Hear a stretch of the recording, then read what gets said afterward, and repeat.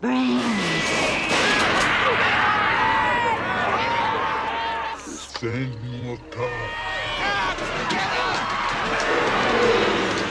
All right, horror fans, strap on your leather, spike your hair, and prepare to party to death.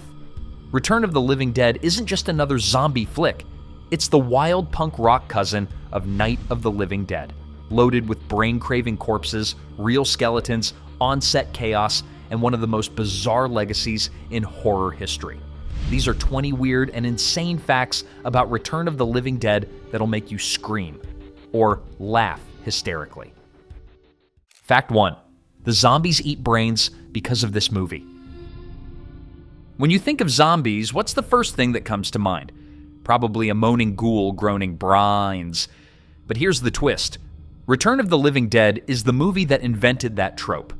Before this film, zombies were more interested in generic flesh, like in Romero's Night of the Living Dead. But director Dan O'Bannon wanted a darker edge. He thought, what if zombies weren't just mindless monsters, but tortured souls in constant agony? So in the script, the undead crave brains because it literally soothes their pain. One half-bodied female corpse even explains this mid-movie.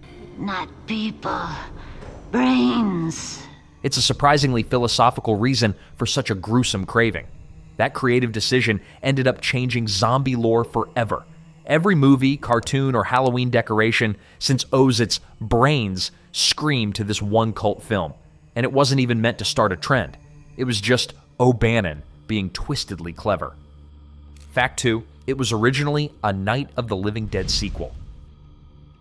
Most fans think Return of the Living Dead is just some wild spin-off, but in reality, it started as the official sequel to Night of the Living Dead. Co-writer John Russo, who helped create the original with George A. Romero, retained rights to the phrase Living Dead after they parted ways.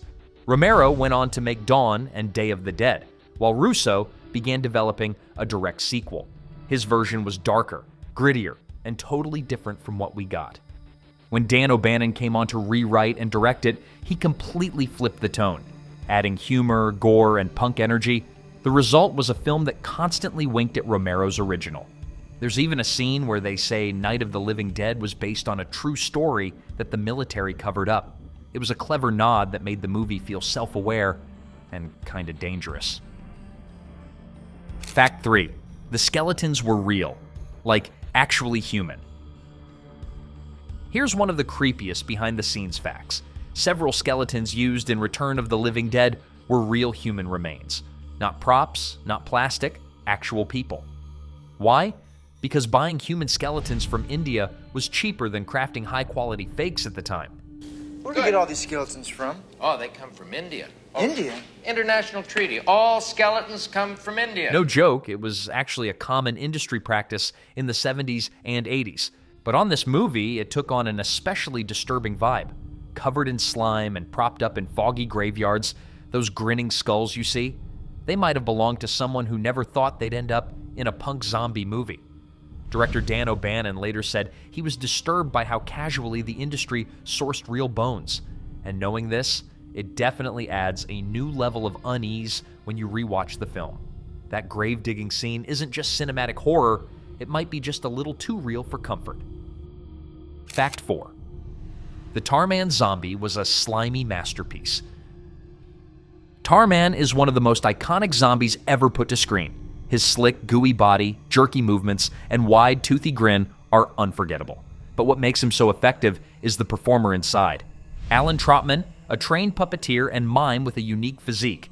Trotman was cast because he was extremely thin, which let the costume designers build layers of slime and latex around him without making him look bulky. Then they doused him in a mixture of KY jelly and black dye to give him that disgusting oozing look. It wasn't just gross, it was genius. Tarman's movements were carefully choreographed to appear uncoordinated yet fast, making him terrifying compared to traditional slow zombies. His famous brains line was improvised on the spot, and it became a defining moment of the film. Fans still debate whether he's the best zombie ever, and honestly, he just might be. Fact 5. The burning corpse was a real stunt performer on fire. One of the most jaw-dropping moments in the movie comes when they toss a squirming corpse into the cremation furnace, and it catches fire in real time. No CGI, no camera tricks. That was a real stuntman, Tony Cecere, fully engulfed in flames. He wore a fireproof suit under a custom zombie costume layered with fire gel to protect his skin. Even his breathing was timed. He couldn't inhale while burning, or he'd risk torching his lungs. The crew had one chance to get the shot right, since it was too dangerous to repeat often. And when the flames rose up and consumed the body, everyone on set was dead silent. That scene added a visceral realism to the already chaotic tone of the film. It's not just that zombies are back, it's that nothing in this movie plays it safe. Even the stuntmen were risking it all. Fact 6. Linnea Quigley's nude scene was originally even more graphic. Linnea Quigley's graveyard striptease is one of the most infamous moments in horror history. Equal parts shocking, campy, and unforgettable. But what you didn't see is just how wild it was before the censors stepped in. Originally, the scene featured full frontal nudity, completely in line with the punk rock, no rules vibe of the movie. But when the producers saw how explicit it was, panic set in. Not only was it too intense for theaters, but the MPAA would have slapped the film with an X rating. So the crew scrambled to cover her up in the weirdest way possible. They made a latex crotch prosthetic that looked like a smooth Barbie doll. Quigley later joked that it was like wearing a Ken doll attachment glued to her body. Between takes, she had to sit on towels and be carefully reapplied with adhesive. Sexy on screen? Maybe. But behind the scenes, it was pure chaos. Fact 7. The film was shot almost entirely at night. Every scene in Return of the Living Dead seems soaked in moonlight with fog curling through cemeteries and warehouses. That's because almost the entire shoot took place overnight, from dusk till dawn. The cast and crew flipped their schedules, turning into real-life nocturnal creatures. Makeup call was often at 5 or 6 p.m., and they'd wrap around sunrise. Actors like Klugulager and James Karen joked that they couldn't tell what day it was by the end of filming, but the effect worked. This wasn't a fake day-for-night trick. That eerie, genuine nighttime feel gave the film its unforgettable mood. The downside? People were exhausted. Crew members napped in corners, drank gallons of coffee, and hallucinated from sleep deprivation. Director Dan O'Bannon insisted on the real thing for authenticity, and though it nearly broke everyone, it gave Return a gritty, lived-in energy that no soundstage could fake. Fact 8. That screaming half-corpse was a puppet. One of the film's most disturbing and strangely heartbreaking moments is the half-bodied female zombie strapped to a table, pleading for brains. She's grotesque, moaning about the pain of being dead while her exposed spine twitches. What fans might not know is that she was an animatronic puppet, operated by multiple crew members using rods, air bladders, and hand controls. But the weirdest detail? Between takes, the crew would put cigarettes in her mouth and light them as a prank. There's even behind-the-scenes footage of this zombie puppet puffing away like she's on a smoke break. It was a bizarre way to break tension on set, but it also shows how lifelike and advanced the effects were. No CGI, no green screen, just raw, practical artistry. That puppet became an icon for good reason. She wasn't just another monster, she was a miserable, tragic echo of humanity puffing away in the afterlife. Fact 9. The yellow cadaver scene was one giant prank. The yellow zombie in the cold storage room, formerly known as the cadaver, delivers one of the most terrifying jump scares in the film. But behind the scenes, it was a running joke. The actor inside that suit, Brian Peck, was completely blind. He wore full-body prosthetics, a bald latex head, and thick makeup that made it impossible to see, breathe, or hear. So naturally, the crew used him for target practice. They'd poke him with rubber sticks, blast him with fans, or purposely delay his cues just to watch him flail around. Sometimes they'd misdirect his entrance, causing him to slam into walls. It was like zombie hazing, but the suffering paid off. The moment he bursts out and tackles Frank, and Freddy is one of the film's most iconic sequences. And the jerky, chaotic movement, that wasn't acting. That was a disoriented actor trying not to die. Fact 10. The soundtrack was pure punk rock mayhem. Most horror films go with eerie orchestras or moody synths, but Return of the Living Dead said, "Screw that, let's get loud." The soundtrack is a glorious thrashing mix of punk and death rock, with songs by The Cramps, 45 Grave, TSOL, and The Damned. It wasn't just background noise, it was part of the movie's soul. Director Dan O'Bannon wanted the film to reflect rebellion and chaos, and punk was the perfect match. The music blares during chase scenes, dances with the dead, and even underscores the apocalypse. It was a deliberate departure from the brooding tone of Romero's zombie films, and it paid off. The soundtrack became a cult classic on its own, inspiring a wave of horror punk bands in the years that followed. The film didn't just show zombies, it partied with them. And in the background, punk rock screamed, "This isn't your parents' horror movie." Fact 11. The actors had no idea it would be a comedy. When the cast first signed on to Return of the Living Dead, many of them thought they were making a straight horror film, grim, terrifying, and dead serious. James Karen and Clu Gulager, both seasoned actors, expected moody dialogue and slow-burn scares. But once filming started, they realized the tone was totally bonkers. Zombies were screaming for brains, punks were stripping in cemeteries, and slapstick panic was the norm. Karen leaned into it hard. His frantic delivery of "I can feel myself rotting" became legendary. Don Calfa, playing the embalmer Ernie, reportedly rehearsed his lines like a Shakespearean monologue, only to end up in a scene blasting zombies with acid. The script didn't give away the comedy up front, it played it subtle. That disconnect gave the performances a weird authenticity. The actors played it straight, while the world around them spiraled into chaos. And honestly, that's what made it genius. Fact 12. The rain was actually kinda toxic. Remember that eerie green rain pouring over the graveyard? It looks amazing on screen, but it was a nightmare for the actors. The rain was a mix of dyed water, glycerin, and chemical additives to make it shimmer under the lights. Problem is, that stuff was mildly toxic. Linnea Quigley, in particular, suffered serious skin irritation.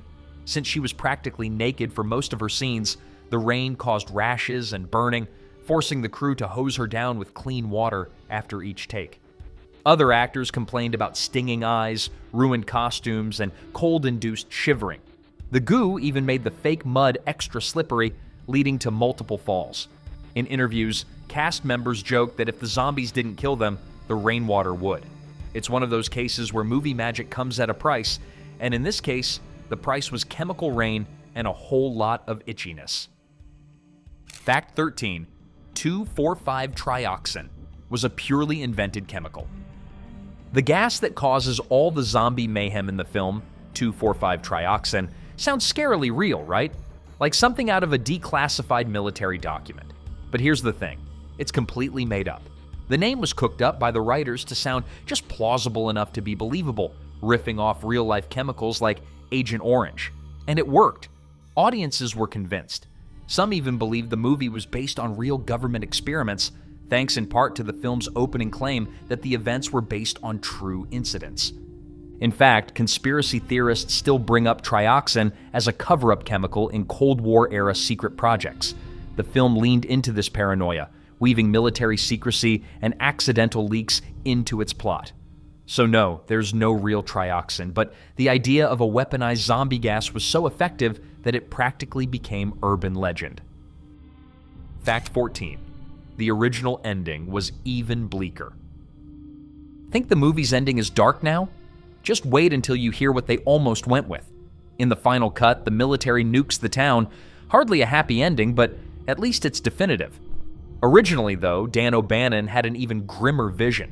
In his draft, there's no military rescue, no nukes, just the characters slowly realizing that the rain is spreading, the zombies are multiplying, and there's no hope at all. They die. The town dies, the world dies. It was apocalyptic, but the studio wanted something more punchy, something loud and shocking. So they went with the nuclear strike. Ironically, this change still kept the bleak tone while adding a final gut punch in the last scene. The gas survives the explosion, and the whole cycle starts again. It's the kind of cynical, circular ending that became a signature of 80s horror. Fact 15. James Karen improvised his death scene. One of the most unexpectedly emotional moments in the movie comes when Frank, played by James Caan, realizes he's turning into a zombie. Instead of attacking others, he quietly walks into the cremation chamber, folds his clothes, and incinerates himself. It's haunting and completely improvised. Caan felt the scene needed gravitas, something human and tragic amid the chaos. So he added small touches, removing his wedding ring, kissing it, and laying his uniform neatly. There was no dialogue, no music, just the sound of the cremator roaring to life. It gave the film a rare moment of stillness, which made it all the more powerful. The crew was reportedly moved by the performance, with some getting emotional behind the camera. For a movie filled with gore, punk rock, and gallows humor, Frank's suicide stands out as a genuine emotional beat, and it was all thanks to Caan's instinct as an actor. Fact 16, the zombies were smart on purpose. These weren't your typical slow, groaning zombies. In Return of the Living Dead, the undead are terrifyingly smart. They speak, they plan. They even set traps, like calling in for more paramedics so they can eat the next batch.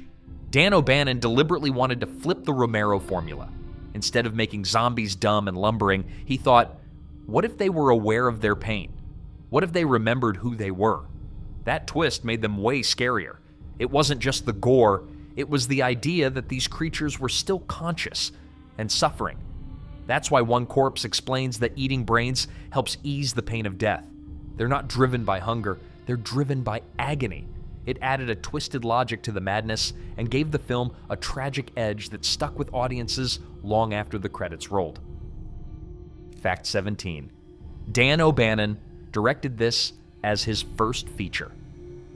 Dan O'Bannon had already made a name for himself by writing Alien, but Return of the Living Dead was his directorial debut, and it shows in the best possible way. He was obsessive, intense, and unrelenting in his vision. Known for chain-smoking and pacing the set like a man possessed, O'Bannon had a clear idea of what he wanted. Fast pacing, shocking gore, outrageous comedy, and razor-sharp satire. He clashed with actors at times, especially over improvisation and blocking, but he always pushed for more energy, more chaos, more bite. The result? A film that feels like it's teetering on the edge of madness, but never quite falls off. That raw, unpolished energy made it stand out from other horror flicks of the time. O'Bannon never directed again, but this one film cemented his legacy as a cult horror legend. Fact 18. The crematorium was a real working facility. You'd think the cremation scenes were done on a soundstage with a fake furnace? Nope. The mortuary used in the film was a real decommissioned crematorium in California.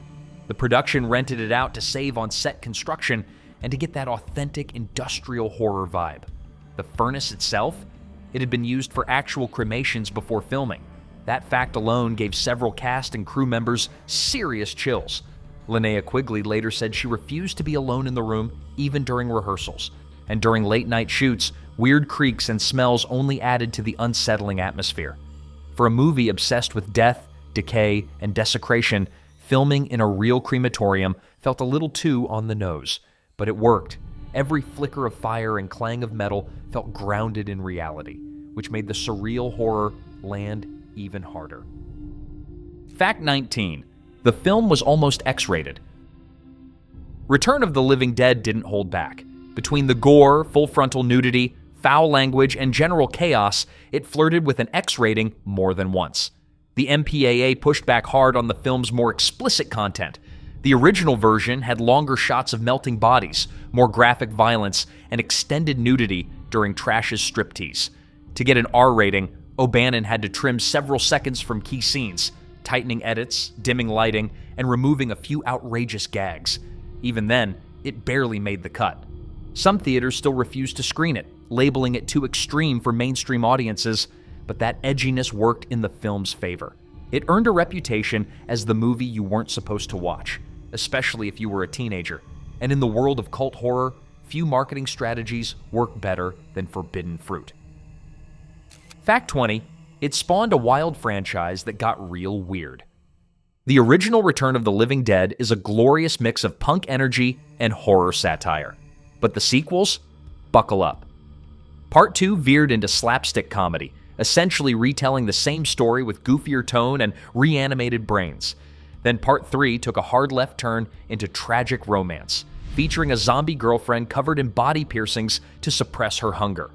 Parts 4 and 5, those went way off the rails, with rave parties, CGI gore, and a tone closer to Sci-Fi Channel than classic horror. None of them matched the brilliance of the original, but each developed its own strange following. What started as a rebellious cousin to Romero's zombies turned into a strange, spiraling universe of its own. Love it or hate it, this franchise refused to die quietly. Much like the zombies themselves, it kept coming back one weird sequel at a time. From talking zombies to real skeletons, naked punks to rogue acid rain, Return of the Living Dead wasn't just another horror film. It was a beautiful, brain-munching mess of gore, humor, and insanity. These weird facts prove it carved out a permanent home in horror history. And your nightmares. Got a favorite moment or a film you want us to cover next? Drop it in the comments, hit that like button, and subscribe for more deep dives into cult horror. And hey, if you hear a voice on the radio asking for more paramedics, you might want to run fast.